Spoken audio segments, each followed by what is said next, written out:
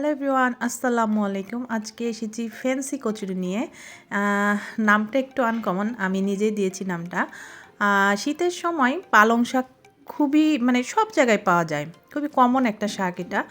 আমরা মোটামুটি সবাই খেয়ে থাকি, কিন্তু এটা ঠিক মতো কীভাবে খাবো, কেমন করে খাবো অনেক সময় বুঝি না। তো পালং শাকটাকে আপনারা করে নেবেন ফ্যান্সি কচুরি বানানোর জন্য।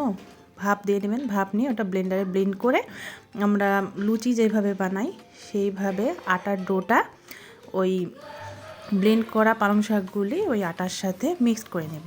মিক্সড করে নিয়ে লেচি কেটে সুন্দরভাবে এক একটা লুচি বানিয়ে নিব। বানিয়ে নিয়ে তারপরে গরম তেলে সেগুলি একটার পর একটা এপিট ওপিট করে সুন্দরভাবে ভেজে নিব। দেখবেন সুন্দরভাবে ফুলে ফুলে উঠবে।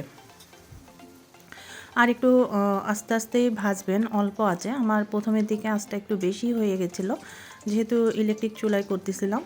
পরে আঁচটাকে কমিয়ে আমি আমার মতো করে ভেজে নিয়েছি। আর এটা আপনারা গরম গরম খাবেন, যে কোনো মাটন, বিফ বা চিকেন কষা এগুলোর সাথে ভালো লাগবে খেতে। বিশেষ করে শীতের দিনে আমরা এটা প্রায় করে থাকি। আমার বাচ্চারাও খুব মজা করে খায়, কারণ নর্মালি ওদেরকে যদি আমি পালং শাক রান্না করে দিই ওরা কিন্তু খায় না। এই জন্য আমি এই সিস্টেমটা করেছি। আমি একবার কলকাতা গিয়ে এই পালং শাকের কচুরি খেয়েছিলাম, আমার খুব ভালো লেগেছিল। তারপরে আমি এসে আমি নিজে নিজে ট্রাই করেছিলাম এই কচুরিটা। তো বাসায় বানিয়ে দেখি বাচ্চারা খুব মজা করে খায়। এতে দেখি পালং শাকের উপকারিতাটাও ওরা পাচ্ছে এবং মজা করে তারা খাচ্ছেও এবং এনজয় করতেছে। তো আমি আমার মতো করে আমি বানিয়ে নিয়েছি। আমার ভাই বোনেরাও খুব মজা করে এই কচুরিটা খায় এবং তারা খুব এনজয় করে এই খাওয়াটা।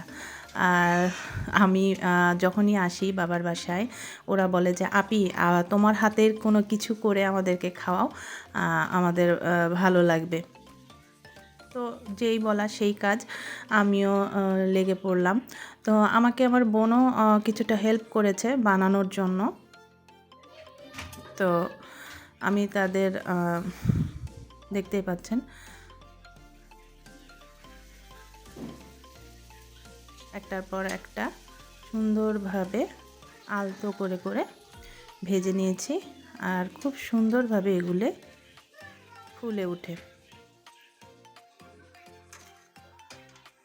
এই যে দেখতে পাচ্ছেন গরম গরম ফ্যান্সি কচুরি উইথ বিফ কষা, অনেক মজা।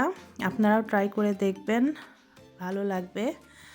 এই শীতের দিনে গরম গরম ফ্যান্সি কচুরি এবং বিফ কষা অসাধারণ। যারা বিফ খান না তারা মাটন কষার সাথে খাবেন, ভালো লাগবে। ধন্যবাদ।